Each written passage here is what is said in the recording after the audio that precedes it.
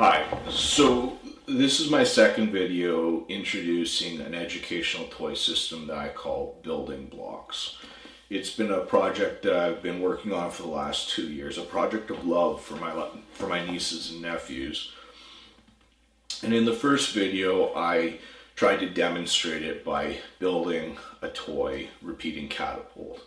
And in this video, I wanted to sit down and talk about the theory behind the project. And that is basically to try and combine learning and play by building interesting mechanisms, devices, structures. For me, building something is highly rewarding. There's the pride, the satisfaction, the confidence that comes when something's completed. There's maybe learning a new skill or learning how things fit together that I hadn't completely understood before. Or there's the problem solving of not understanding how something works and then getting through it. Or as a last case, learning to follow instructions. As no master craftsman, I suggest that there's three important things when building really any project. There's the production or the procurement of the parts, making sure you have enough of them. Then there's the measurement and the assembly of putting those parts together. And then finally, there's the fastening of those assembled parts together. Now, this is a project that tries to simplify those three things, therefore making building projects more accessible to my nieces and nephews and hopefully other children down the road. Now, how is this done? Well, the parts are produced through 3D printing at home from an open source file, linked below.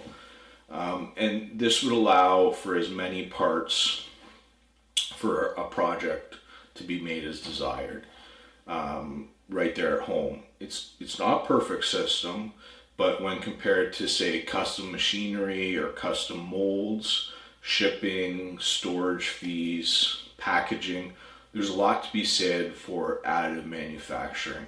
And luckily in this modern age, we're able to do that through very precise 3D printers. The second way of simplifying it is the measurement is built into the toy itself. The toy has standard dimensions, standard hole spacing, and so forth that makes the assembly fairly intuitive. And then the third is to use only one size plastic bolt. It's a 1/4 inch diameter, varying length, that is the common fastener for all these projects. There's a lot. There's a lot of these army men all over the place all of a sudden. Anyways, kind of forget where I was. But the idea is that these building blocks would be not just for one project, but would be interchangeable for different projects. Whether or not that's following an instruction book, or a child just following their own imagination, trying to build their own custom machine. And so playing and building and learning.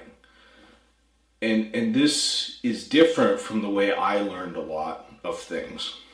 And for example, let's take the idea of a lever. Now, the way I remember learning about levers was a very vague diagram in a textbook.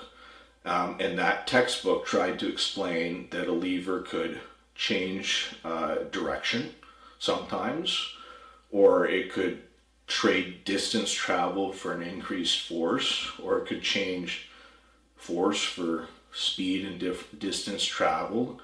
And it was tough to understand. The lesson, in a way, needed to be interpreted.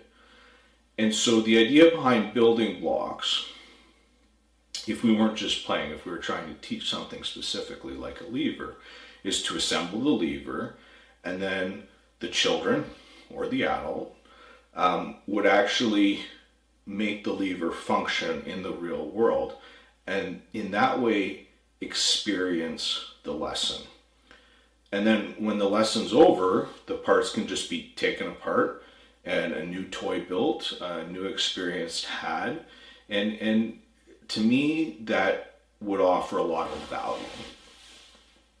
Now, these videos that I'm putting out for the entertainment of my nieces and nephews, and hopefully one or two other viewers.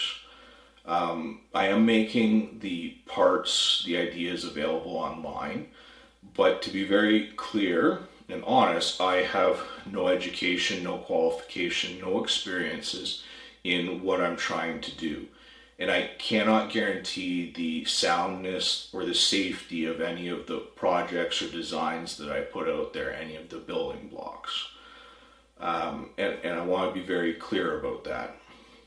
A second reason why I'm putting out these videos, besides, trying to entertain people, is a hope that other people will catch on to the idea and offer any suggestions or comments that they might have. And that would be greatly, greatly appreciated. Anyway, that's about it for me. I hope I've not rambled on too long, and I wish you the very best. Take care.